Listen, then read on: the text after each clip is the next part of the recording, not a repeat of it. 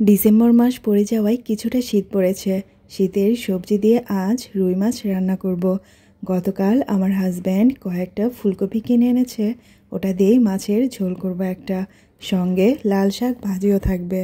প্রথমে একটা ফুলকপি টুকরো টুকরো করে কেটে নিলাম, তারপর ফুলকপিটা খুব ভালো করে ধুয়ে নেব। খুব অল্প সময়ের মধ্যে রান্নাটা শেষ করব, এজন্য আমি একটু তাড়াহুড়ো করছিলাম। আজ বেশ খানিকটা বেলা করে রান্না করতে এসেছি, এজন্য একটু তাড়াহুড়ো হচ্ছে। একটা ফুলকপির মধ্যে কয়েকটা আলু টুকরো করে দিয়েছি, ফুলকপির সাথে আলুটা খুব ভালো যায়। ফুলকপি কাটা হয়ে গেলে লাল শাকটা বেছে নেব। লাল শাকের মধ্যে প্রচুর পরিমাণে ঘাস থাকে, বাছতে গেলে খুবই বিরক্ত লাগে। আগে শাকটা সুন্দর করে কেটে নিলাম।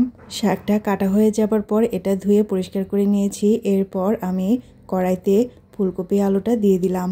তেলটা প্রথমে গরম করে নিয়েছি, এরপর ফুলকপি দেওয়ার পর কিছুক্ষণ ভেজে নেব। ফুলকপিটা ভাজার সময় হালকা ওর মধ্যে লবণ দিয়ে দিয়েছি। এখানে মাছটা ভাজার জন্য হলুদ গুঁড়ো, লাল মরিচের গুঁড়ো, ধনিয়া গুঁড়ো, লবণ দিয়ে মেখে নিলাম।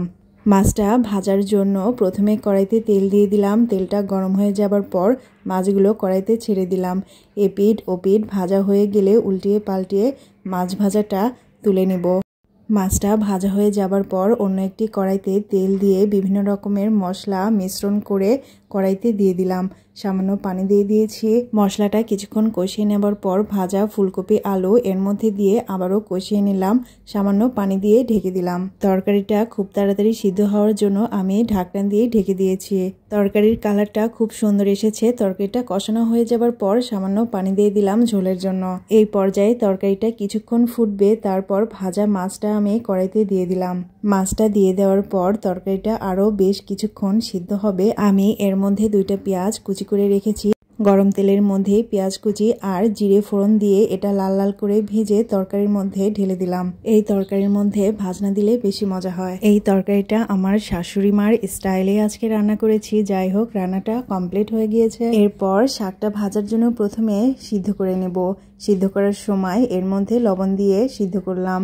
তেলের মধ্যে থেতো করা রসুন, পেঁয়াজ কুচি, কাঁচামরিচ দিয়ে লাল লাল করে ভেজে নেব। সিদ্ধ করা শাকটা এর মধ্যে দিয়ে দিলাম। কিছুক্ষণ নাড়াচাড়া করলেই এটা ভাজি হয়ে যাবে। দুপুরের খাওয়াটা একাই করতে হলো আজকে। সন্ধ্যাবেলায় আমার হাজব্যান্ড আমাকে নিয়ে বাইরে গিয়েছিল হালকা একটু নাস্তা করানোর জন্য। দুজনে একসঙ্গে মিলে মোগলাই পরোটা খেলাম। মোগলাইটা খুবই মজা ছিল খেতে।